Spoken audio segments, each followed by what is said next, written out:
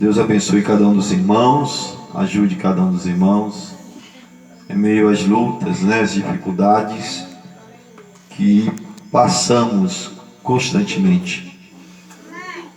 Mas eu quero falar aos amados irmãos que Deus ele prova os seus filhos, ele testa os seus filhos. Todos os seus santos têm que passar por provações, por lutas, e nessa provação nós somos aprovados ou reprovados. Não é isso, irmãos? Aprovados ou reprovados por Deus. Mas eu quero dizer para os irmãos que um eleito, um filho de Deus, ele nunca perderá uma batalha. E por quê? Porque é Deus que vence pelo seu povo. É Ele que está à frente do seu povo, conduzindo as coisas. E às vezes nós pensamos que tudo está sendo ao contrário, a nós, e pensamos que nós estamos falhando ou sendo vencidos. Mas eu quero dizer para os irmãos que a melhor coisa que existe é um cristão ser provado, é um cristão passar por provações. Porque a Bíblia diz que o nosso Deus, todo aquele que recebe por filho, ele disciplina, ele corrige. Então nós estamos em um teste da fé. E o apóstolo Pedro diz que esse teste é como se fosse o ouro, a prata. Então alegrem-se. Devemos nos alegrar em meio às turbulências, lutas. Sempre levantar os nossos olhos aos céus e saber que nós temos um Deus infinito, um Deus eterno, e que Ele não nos deixa só nem um momento. Nunca pense que você está sozinho em uma luta, porque Deus não o deixará só. Deus não deixa os seus. E eu lembro, vem à minha memória aqui, quando aqueles jovens foram lançados na fornalha ardente. Mas eu digo para vocês que ali apareceu um quarto homem, e um quarto homem na fornalha ardente. E aquele fogo serviu unicamente para uma coisa: para queimar as amarras que os tinham prendido. Serviu unicamente para isto, Então, ali, quando eles saíram dali, nem cheiro de fumaça eles tinham no seu corpo. Amém? Glória a Deus. Agora eu quero dizer para os amados irmãos que um cristão, ele deve sempre viver para uma coisa. E vocês sabem para que um cristão deve viver? Para refletir Cristo em sua vida, para refletir a sua palavra. E um cristão que ele não reflete Cristo, então ele não é um cristão. Ele ainda não nasceu de novo. Porque todo aquele que nasce de Deus,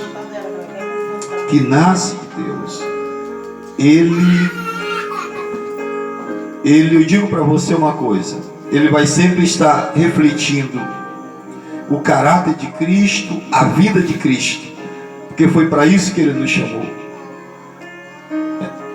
E lamentavelmente não é o que se vê muito hoje, irmão? Poucos são aqueles que estão realmente refletindo Cristo.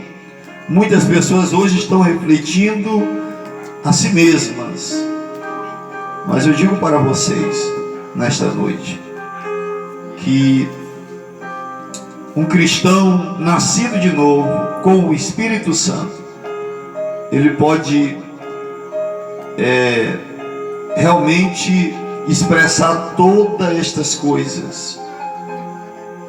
Tudo isto ele pode expressar em sua vida. E nós lemos aqui uma palavra em Romanos, capítulo de número 12, onde fala sobre consagração a Deus. Consagração a Deus. Aleluia. E aqui nós lemos 2 versículos da palavra de Deus, o 1 e o 2, onde diz assim: rogo-vos, pois, irmãos, pela compaixão de Deus, que apresenteis o vosso corpo em sacrifício vivo, santo e agradável a Deus, que é o vosso culto racional. E não vos conformeis com este mundo, mas transformai-vos pela renovação do vosso entendimento, para que experimenteis qual seja a boa, agradável e perfeita vontade de Deus. Aleluia. Então olha só, o culto aceitável a Deus é um culto racional, com entendimento. Esse é o tipo de culto que Deus irá receber e aceitar. Agora eu quero dizer para os amados irmãos que o culto que é prestado a Deus, a palavra do Senhor diz que tem que ser um sacrifício vivo, para que ele venha receber. Então não é um culto de qualquer forma, não é de qualquer maneira, não é vivendo de qualquer jeito e vamos vir a Deus e achar que Deus irá receber aquele culto, aquela adoração. Nós temos que ter uma vida consagrada ao Senhor. Temos que ter uma vida reclusa, afastada de tudo aquilo que este mundo tem oferecido. Porque eu digo para vocês, irmãos, que esse mundo não tem nada de bom, porque esse mundo jaz no maligno. O Deus deste século é Satanás, e ele tem influenciado as pessoas de uma forma tão grande, ao ponto de cegar as pessoas, e de que as pessoas, elas chegaram ao ponto de ficarem tão cegas no seu entendimento, na sua razão, que elas pensam e acham que elas podem se aproximar de Deus de qualquer jeito, de qualquer forma, de qualquer maneira. As pessoas têm pensado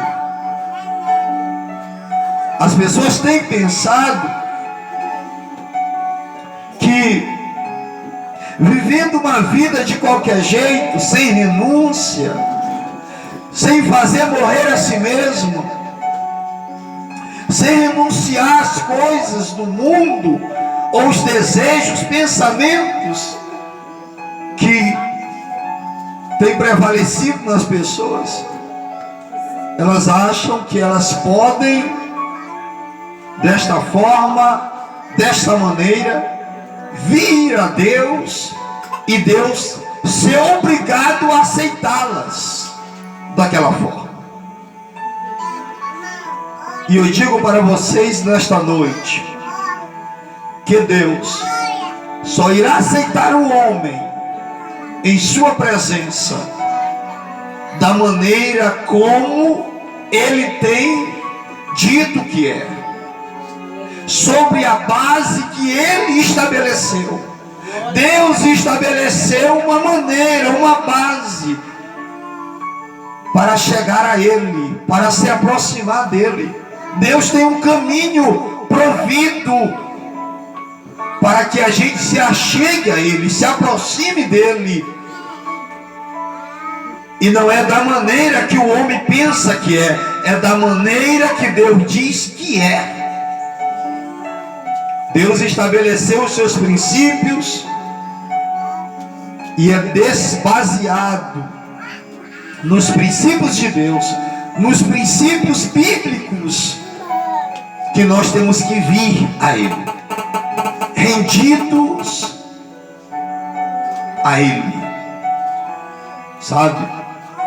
Não importa quão inteligente a pessoa pense que seja, tão culto, tão letrado ou iletrado, Deus só vai aceitar o homem mediante a obediência à sua palavra. Se você quer vir a Deus, venha sobre esta base, pelo meio, pela forma que Ele diz que é. E Ele enviou para esta terra, há 2000 anos atrás, Ele enviou o seu Filho. E o seu Filho Jesus, Ele nos deu o exemplo de que tipo de filho nós devemos ser. De que tipo de filho? Então, temos que ser obedientes ao nosso Deus. Temos que estar rendido a Ele em nossa alma, vindo diante dEle com temor e tremor,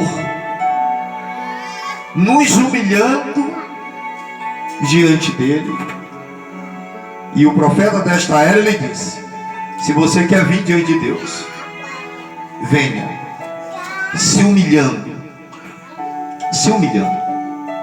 Amém, irmãos? Glória a Deus. Então o apóstolo Paulo aqui, quando ele está escrevendo aos irmãos em Roma, ele está falando a respeito disto, né? Que nós temos que nos apresentar diante de Deus como um sacrifício vivo.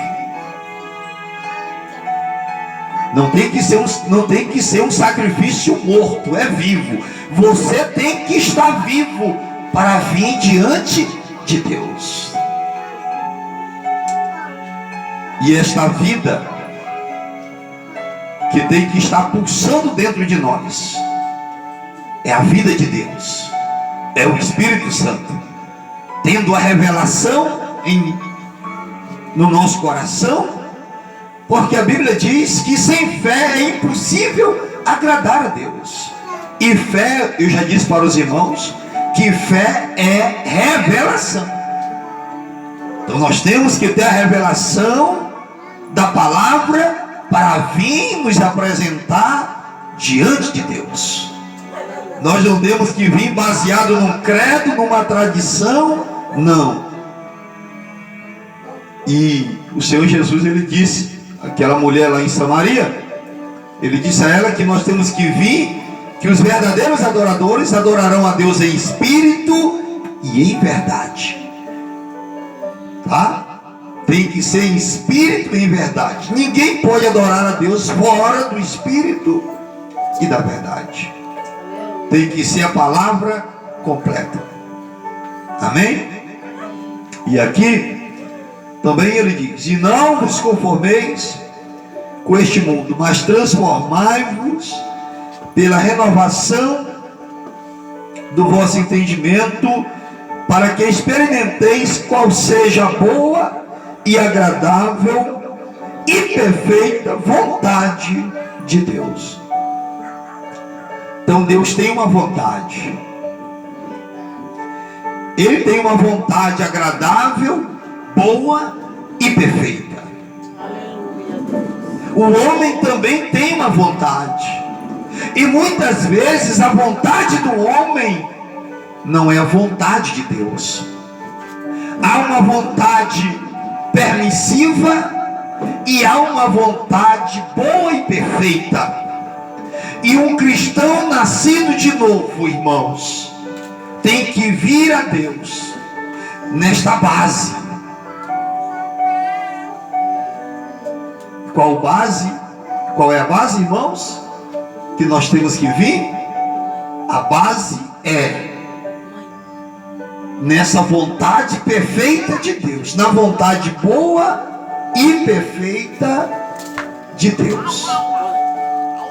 Porque mesmo nós tendo uma vontade, mas a nossa vontade precisa estar rendida à vontade de Deus.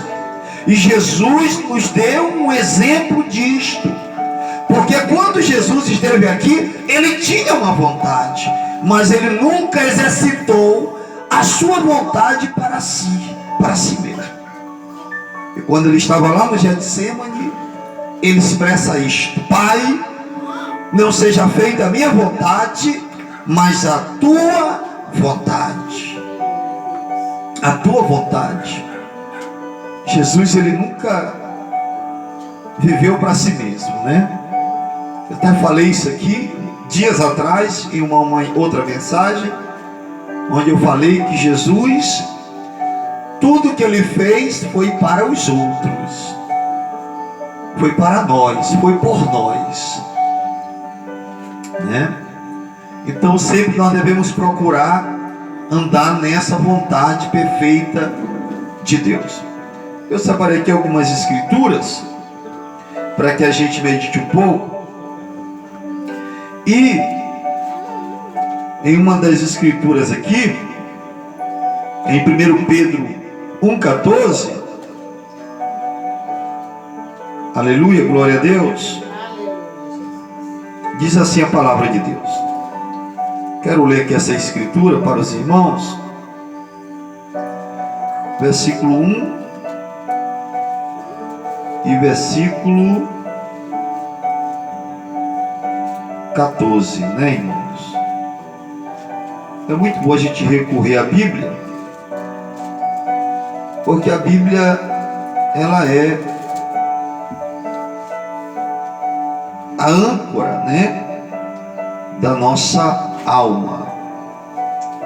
Diz assim, 1 Pedro 1,14, diz assim: como filhos obedientes, não vos conformando com as concupiscências que antes havia em vossa ignorância. Então, irmãos, nós nunca devemos estar conformados porque a Bíblia, quando ela fala de concupiscência, ela está falando de desejos, de vontades que poderão surgir, mas que estas vontades, elas precisam morrer, sabe? Porque se elas não morrerem, se nós não fizermos estas vontades, esses desejos morrer em nós, nós nunca poderemos usufruir da vida de Deus em nós, tá? E a Bíblia diz, lá no livro de Mateus, no capítulo 16, não me falha a memória aqui agora, diz que nós temos que renunciar à nossa vida, abrir mão da nossa vida para servir a Deus. Porque nenhum cristão pode estar servindo a Deus e o mundo ao mesmo tempo. Pode estar agradando a Deus e tomando alguma coisa do mundo. Ele não pode. E tem muita gente hoje, irmão, pensando que está servindo a Deus, se alimentando das coisas de Deus e do mundo ao mesmo tempo. E esse aí é o tipo do cristão hipócrita. É como se fosse o corvo lá da arca, sabe? Porque a pomba que estava lá na arca, ela não podia se alimentar, ela não tem duas dietas, ela só tem uma dieta. Ela se alimenta de trigo, de grãos. Mas aquele corvo, quando foi solto ali na arca, ele achou onde colocar a planta dos seus pés, porque ele não voltou mais. Ele podia se alimentar de duas coisas. Ele podia sentar no campo e comer trigo, mas ele podia também sentar em cima de uma carcaça podre e se alimentar também ali daquela carcaça podre, daquela carne podre. E a mesma coisa hoje. Muitos que se dizem cristãos estão vivendo esse tipo de vida, se alimentando das coisas de Deus e do mundo ao mesmo tempo. Sabe por quê? Porque são hipócritas. Agora, um genuíno cristão, um crente que tem o Espírito Santo, ele nunca poderá se alimentar das coisas imundas do mundo, das coisas sujas que o mundo tem, dos prazeres que estão aí fora. Ele não pode. No dia que um cristão, ele nasce de Deus, ele recebe o Espírito Santo de Deus, ele nunca mais voltará para o mundo e se desviará da presença de Deus. E é por isso que eu digo, tem muita gente hoje que diz que recebeu o Espírito Santo, mas ele passa um tempo na igreja e ele vai lá para o mundo. Passa um tempo lá no mundo, volta para a igreja de novo. Ele nunca recebeu o Espírito Santo. Tem muita gente alegando que tem o Espírito Santo, sem ter o Espírito Santo. Então aqui também, na primeira carta de João 2,15 diz assim: não ameis o mundo, nem o que no mundo há. Se alguém ama o mundo, o amor de Deus não está nele. Aí ele diz aqui: porque a concupiscência da carne, a concupiscência dos olhos e a soberba da vida não é do Pai, mas do mundo. Viu só, irmãos? Então uma pessoa não pode dizer que tem Deus se ele tem o amor do mundo dentro dele. Uma pessoa não pode dizer que ama Deus se ele tem 1% ou 2% do mundo dentro dele. Tudo do mundo tem que ser arrancado de dentro de nós. Nada do mundo pode estar aqui dentro de nós.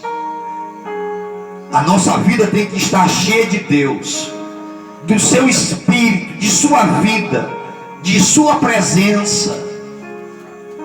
É disso que a nossa vida precisa estar cheia. E somente a presença de Deus pode preencher a alma do homem, pode preencher o vazio dentro do homem. E quando o Espírito Santo de Deus vem e sela você na alma, você não terá desejo mais por estas coisas. Tudo aquilo para você morreu. Você mesmo morreu para o mundo,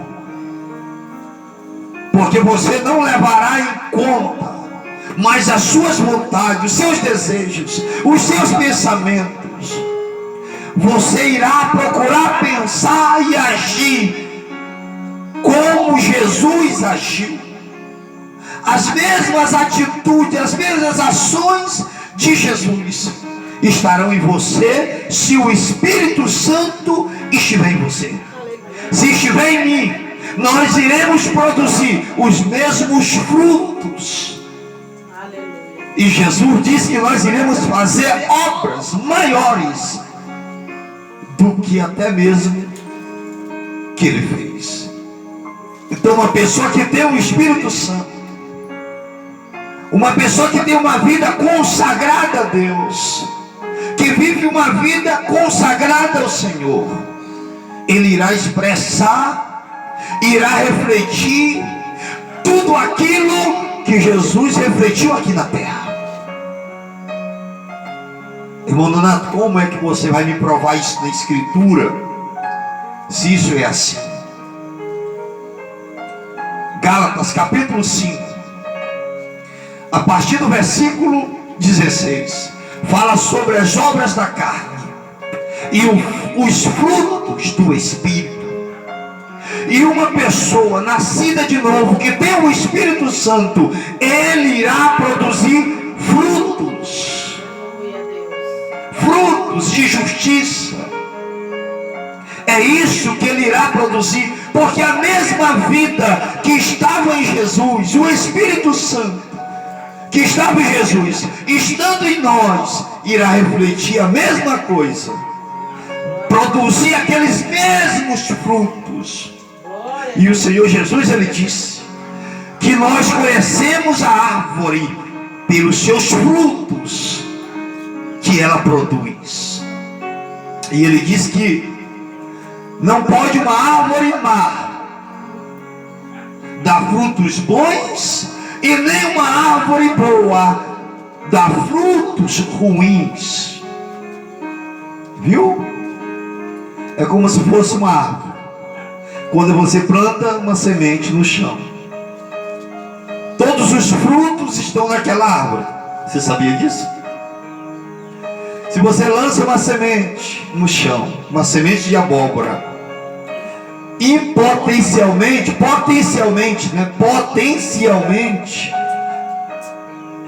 ali é uma abóbora. Você sabia? Por quê?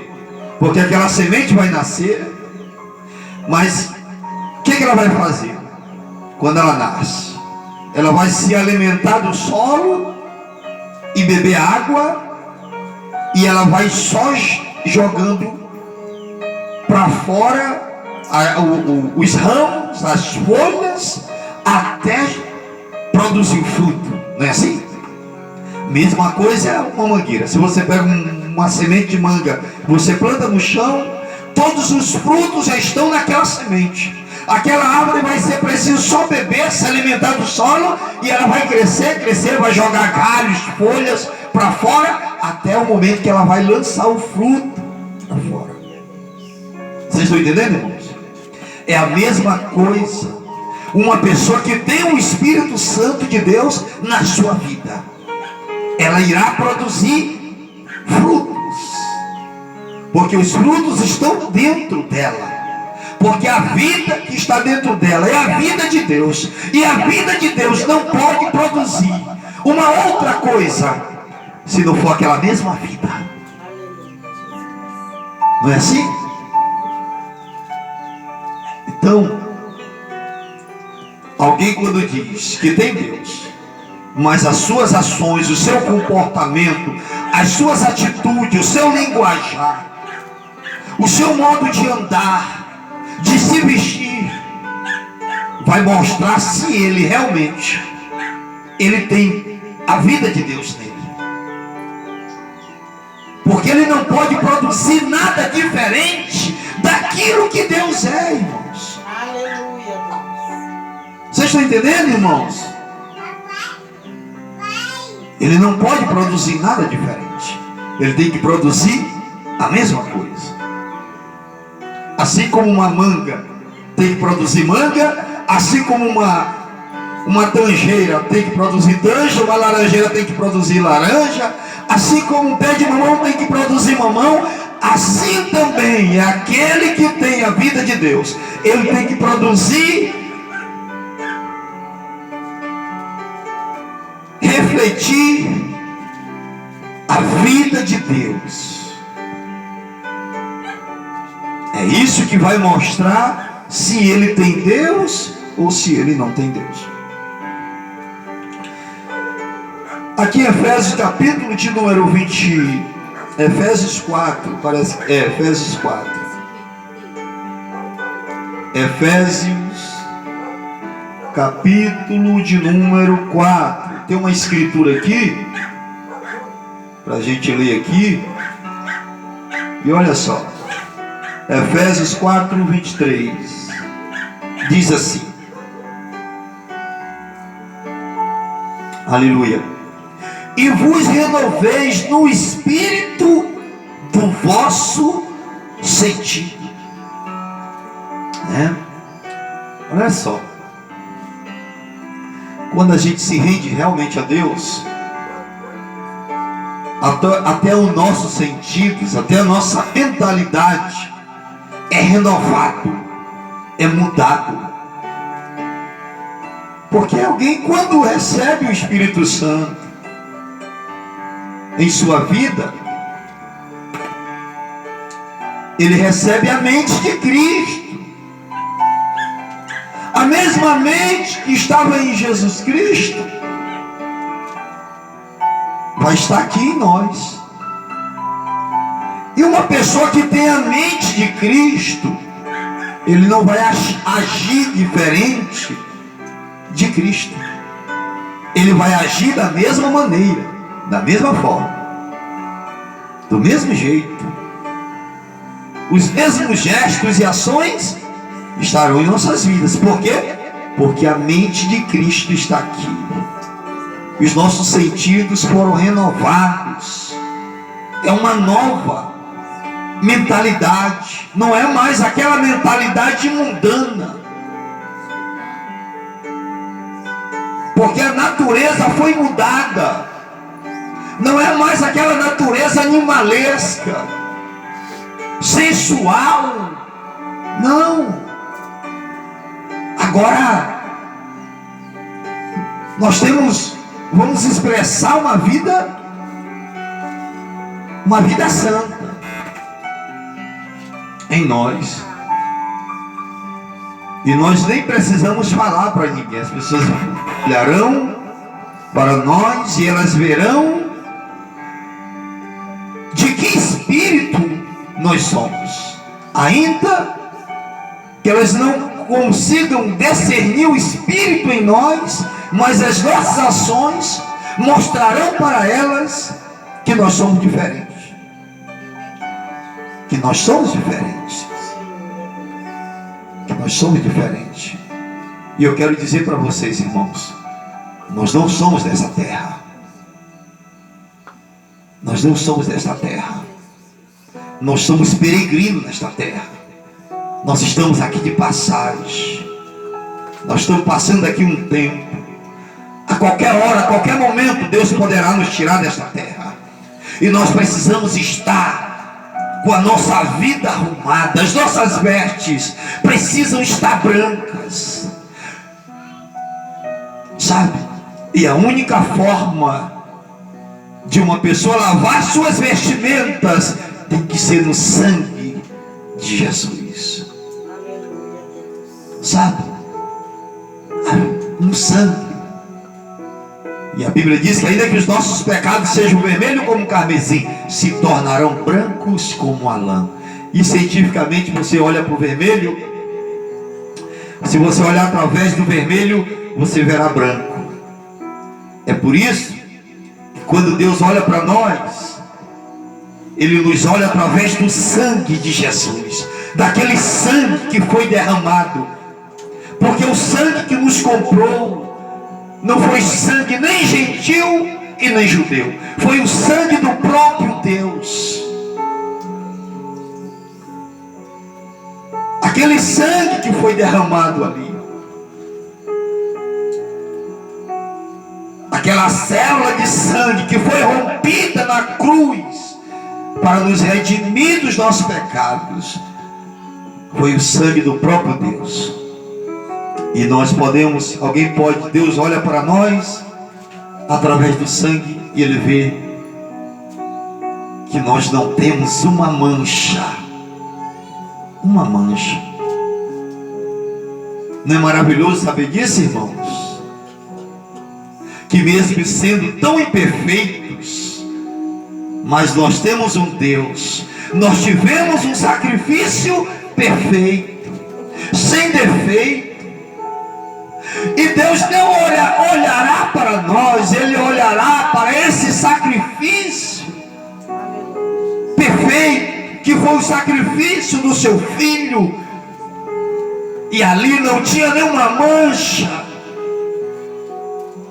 Jesus, Ele é o Cordeiro de Deus que tira o pecado do mundo.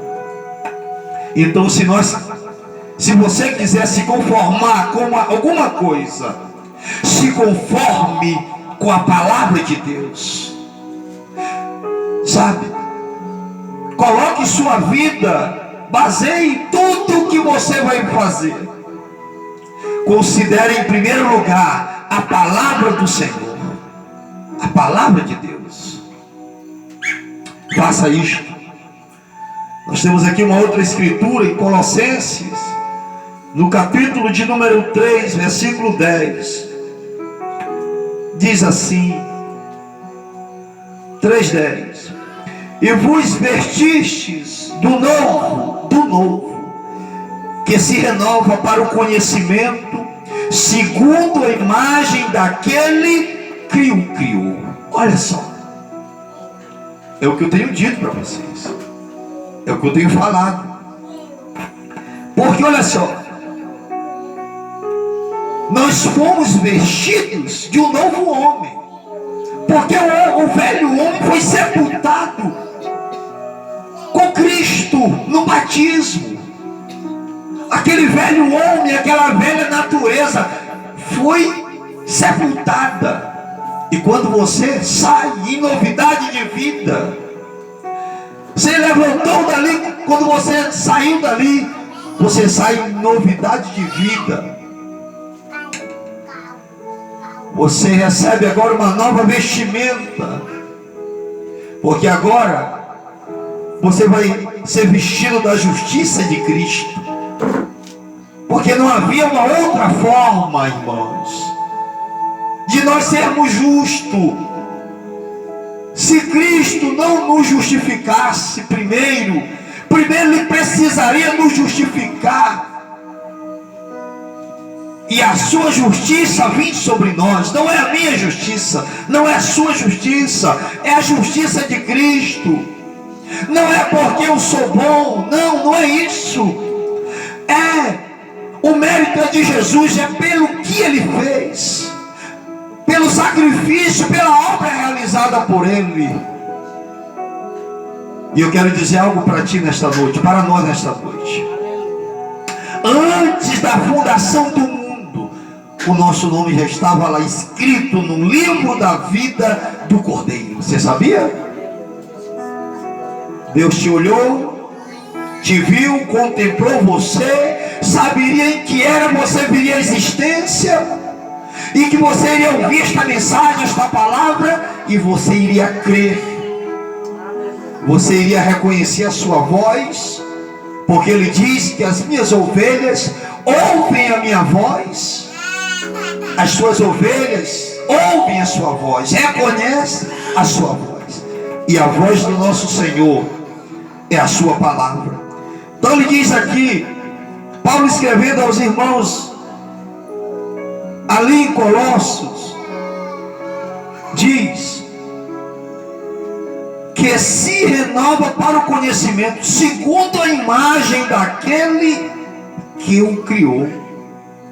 Esse conhecimento desta verdade, desta palavra, levará cada um de nós a refletir aquela mesma imagem do Filho primogênito.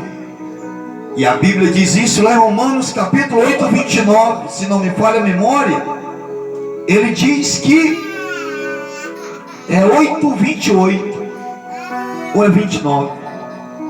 Ele diz que nós fomos eleitos fomos predestinados para ser conforme a imagem do Filho primogênito. Viu? Então Deus nos elegeu para ser conforme a mesma imagem. E Ele saberia que nós chegaríamos àquele mesmo ponto, aquela mesma vida ali, com a ajuda de Deus, com a vida de Deus em nós, não por nós mesmos, não pela nossa capacidade, não, mas pela vida de Deus em nós, pelo Espírito Santo em nós, o próprio Deus habitando em nós e nos levando até aquela mesma imagem, chegar aquele mesmo modelo. Não é maravilhoso isso? E eu queria aqui ler uma citação do profeta também. Ele pregou essa mensagem aqui em 52, crendo em Deus. Ele diz assim: agora, se nascemos de nosso Pai Celestial,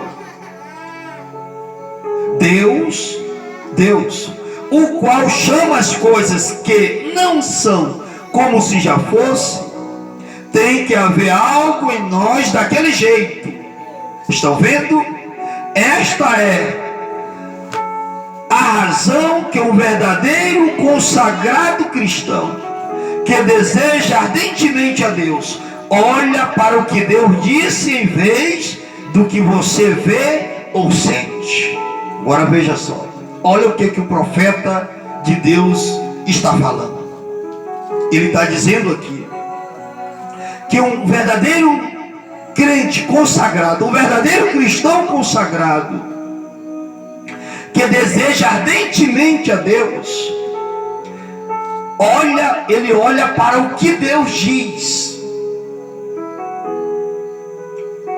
Ele olha para o que Deus diz, para o que Deus disse e o que Deus diz em sua palavra. Ele não olha para nada que está diante dos seus olhos, ou ele não olha para o que ele sente, porque pode até ser